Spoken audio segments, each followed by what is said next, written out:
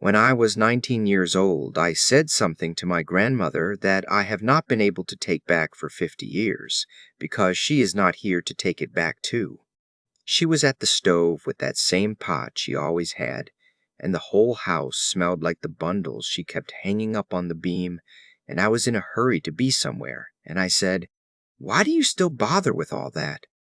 I said it the way a young man says a thing he thinks is obvious, like she was behind the times, like the walking out every morning with that basket was a waste of a good hour. And she did not argue with me. She just went quiet, and she poured a cup and set it down at my place anyway, and I drank it standing up and left. I understand now what she was actually doing every morning, and I want to be careful here because it is not what you are expecting me to say. It was never really about the plants. But I have to tell it in order, or the whole thing sounds smaller than it is. Let me set the picture for you first, because if you are past 60, there is a good chance you had a grandmother or an aunt or a neighbor woman like this, and you have not thought about her in years. There was always a pot on the back of her stove. Not the good pot, the everyday one, dark on the outside from a lifetime of fires. And there was always something in it, some pale gold thing that smelled like the outdoors had been let into the house.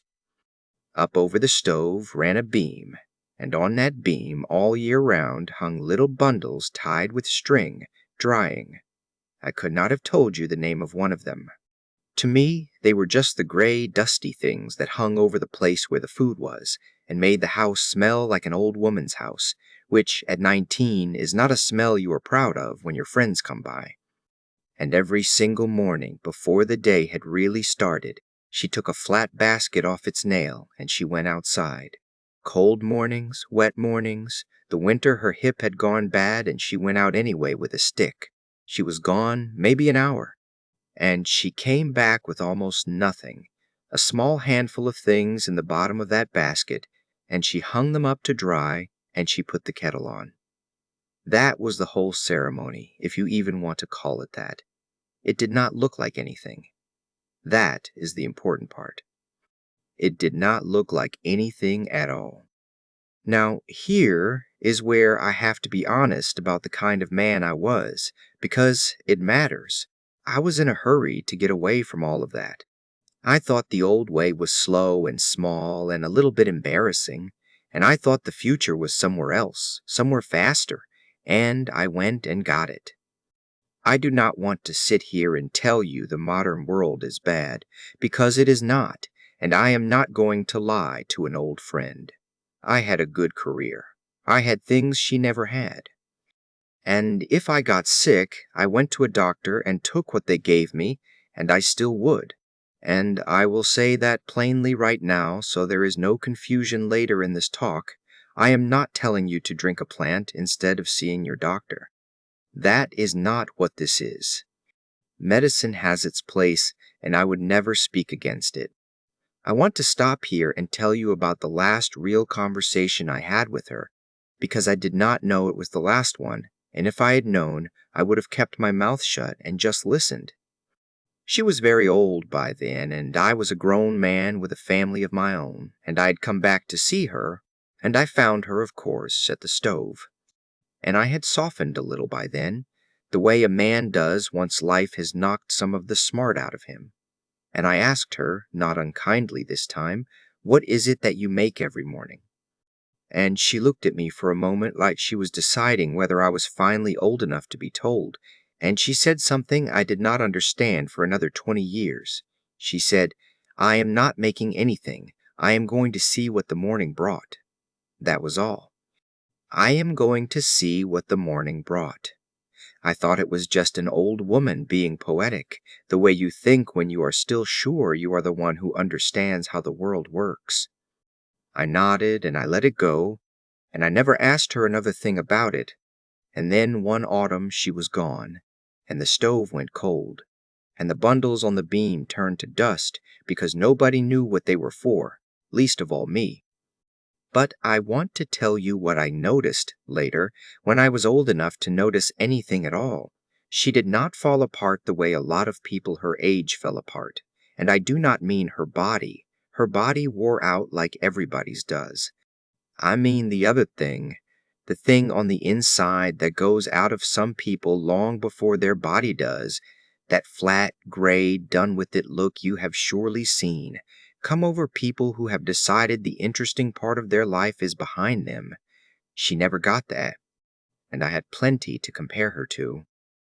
I watched other people her age, good people, people who had worked hard and raised families and earned their rest, sit down into that rest and never really get back up.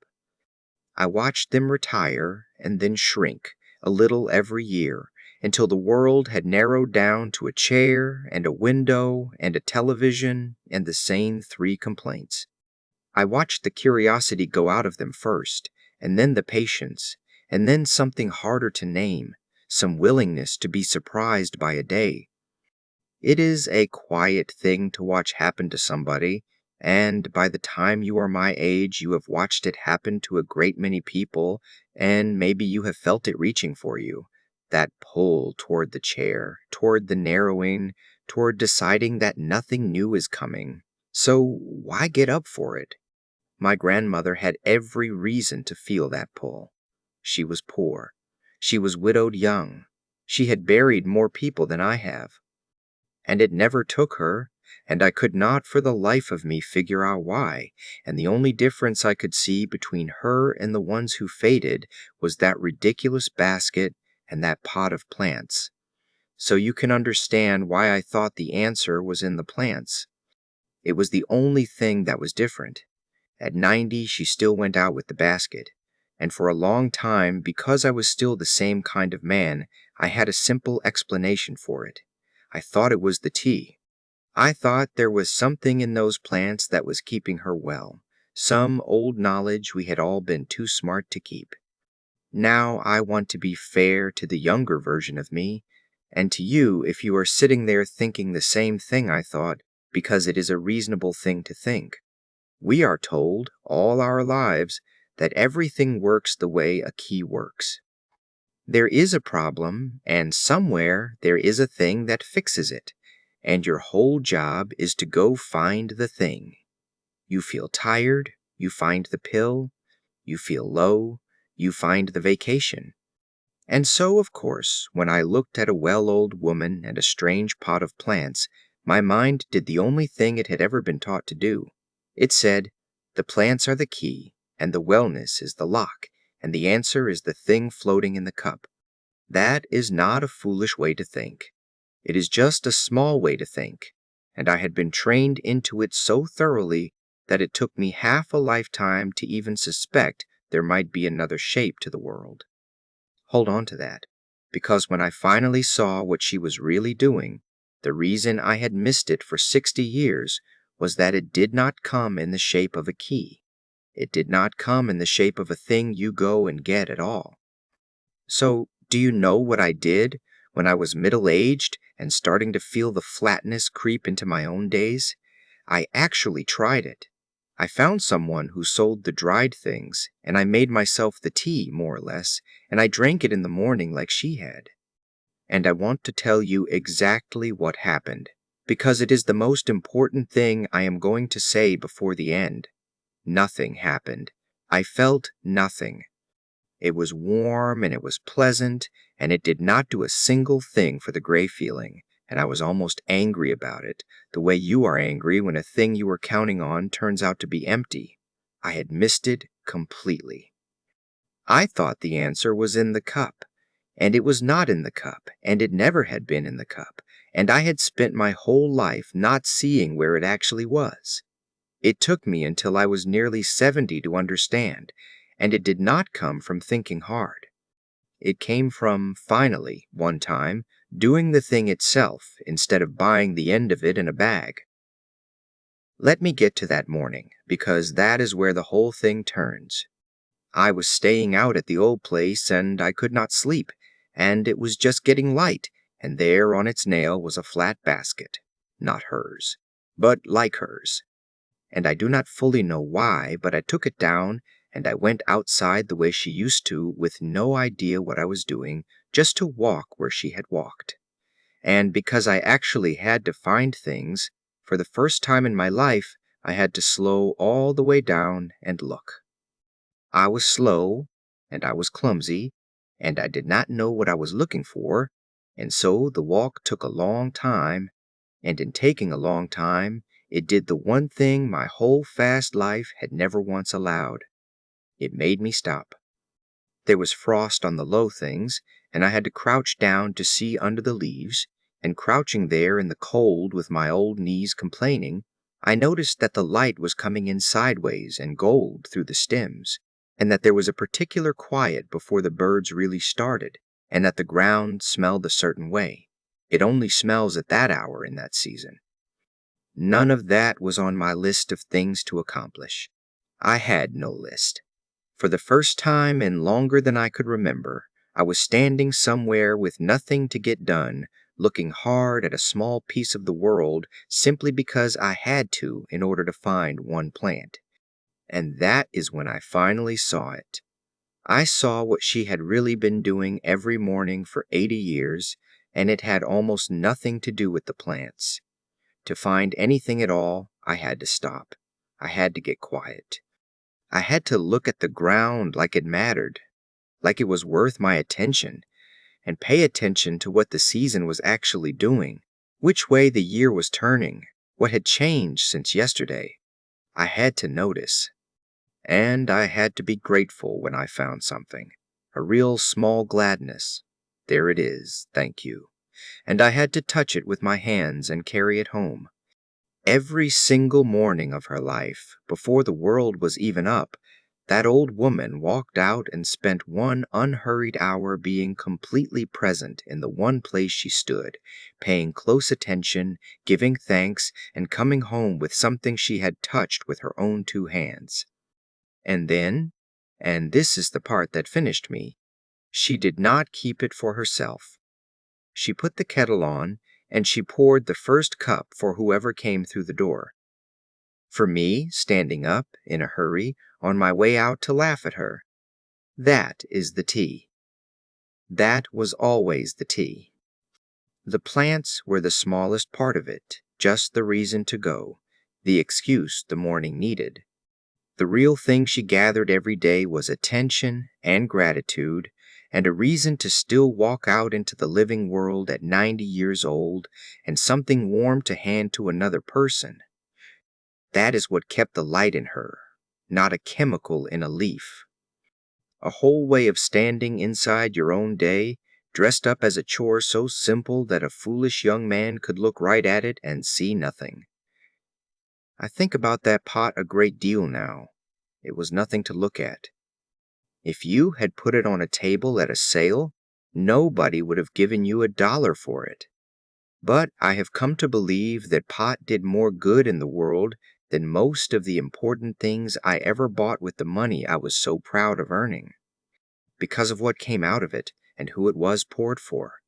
Every soul who came through her door in 80 years got a warm cup put in front of them by a person who had already been out that morning gathering up her attention and her thanks, and you cannot hand somebody a cup like that and stay a stranger to them. The neighbors came. The grandchildren came. The ones who were grieving came, and she did not have big words for them. She just had the pot and the chair and her whole attention, and it turned out that was the thing people had actually been starving for the whole time. Not a cure for anything. Company. Attention. A warm thing handed over by somebody who was truly there. She was running the richest house in that whole valley, and she never had 2 coins to rub together, and you do not need a single plant to do it. You do not need to go out and gather anything, and please, please do not go wandering off trying to pick things you cannot name. That is not what I am telling you, and it is a good way to get hurt. That is not the point, and it never was. The point is the shape of what she did, and you can put anything you like inside that shape. So here is what I would ask of you, and it is small, and it starts tomorrow. Make yourself a cup of something in the morning, whatever you already have. It does not matter what. But before you drink it, do the old woman's morning in miniature. Stand at your own window or your own door for 2 minutes and actually look at the day. Notice one thing that is different from yesterday. Say thank you for it out loud if you can. And then here is the part you must not skip, because it is the part that kept her whole. Pour a cup for somebody else too, or if there is nobody there this morning, then carry the first good thing you notice to somebody later, a phone call, a word, anything. Gather your attention, give your thanks, and hand the first cup to another person. That is the entire teaching. It is 900 years old, and it costs nothing, and there is not one thing in it you have to buy. I laughed at her when I was 19. I would give a great deal to stand in that kitchen again and take the cup with both hands and sit down and drink it slow while she talked. I cannot do that. But you, some of you, still have your old woman at her stove, or you are the old woman at the stove, and there is still time to see the thing for what it is. Do not wait 50 years like I did. Tomorrow morning, look, give thanks, and pour the first cup for somebody else. That is what she was gathering the whole time. Rest well tonight, and let the morning show you.